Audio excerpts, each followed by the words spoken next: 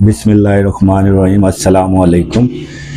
जैसा कि अब सर्दियों का मौसम चल रहा है, इस दौरान बच्चों में छाती का ख़राब होना, नज़ला ज़ुकाम होना और बुखार होना आम सी बात है। अब जो है फ्लू एक बीमारी है जो छोटे बच्चों में हो सकती है।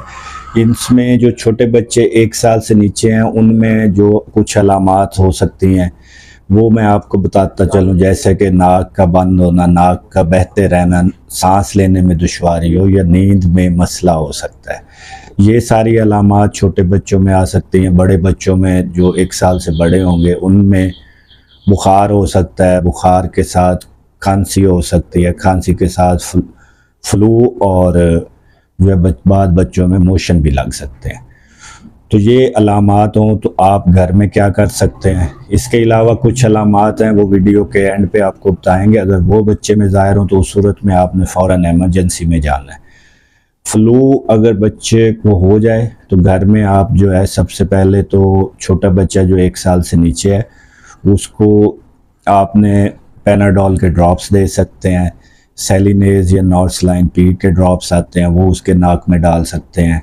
इसके अलावा जो है स्ट्रीमर या फिर नेबुलाइज़र मशीन हो वो भी यूज़ कर सकते हैं, भाप देंगे। अगर तो आप स्ट्रीमर नहीं है और नेबुलाइज़र भी नहीं है तो घर में जो है सिंपल पानी को बॉयल करके उससे भाप दे सकते हैं। लेकिन एक चीज़ का ख्याल है कि बच्चे को सीधा उस भाप के ऊपर नहीं लाना, उससे बर्न, बच्चे को फेस का बर्न हो सकता है। तो आप भाप के करीब ही बस रखेंगे। उसका मकसद ये होता है कि बच्चे के जो सिक्रीशंस हैं उनको पतला करें ताकि वो आसानी से बाहर आ जाए।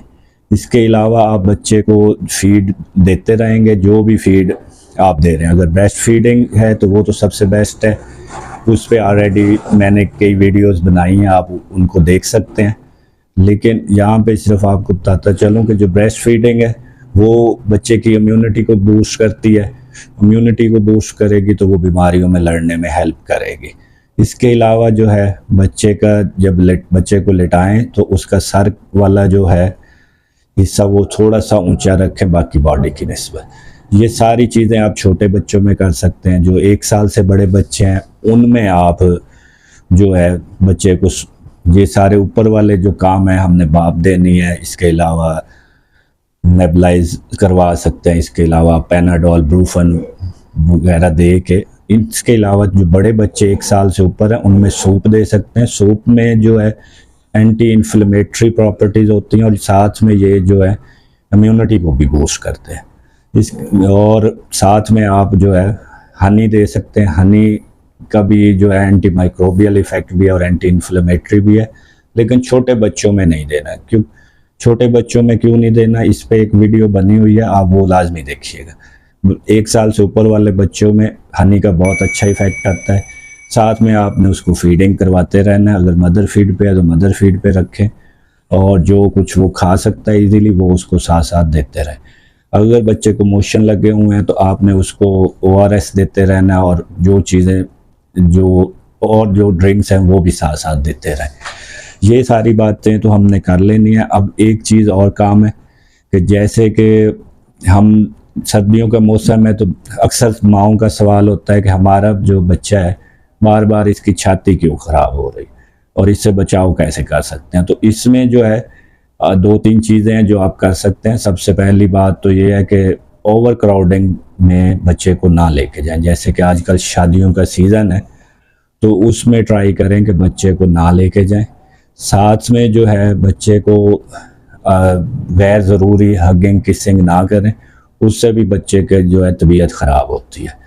अब वीडियो के लास्ट में आपको मैं बताता चलूं कि ऐसी एमरजेंसी अलामात जो अगर आपके बच्चे में ज़ाहिर हों तो आपने फ़ौरन हॉस्पिटल एमरजेंसी में जाना है।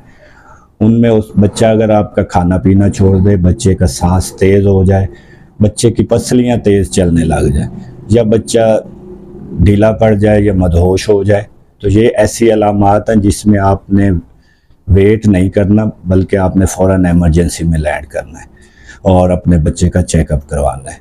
एक बात आप के ज़हन में रहनी चाहिए, अगर बच्चे को 7 दिन से ज़्यादा का मसला है, फ्लू रहता है, तो उस सूरत में हो सकता है कि आपके बच्चे को कोई एलर्जी चल रही हो, कोई साइनोसाइटिस का मसला हो, कोई रिनाइटिस का मसला हो, तो इस सूरत में भी आपने अपने डॉक्टर से रजू करना है। शुक्रिया जी।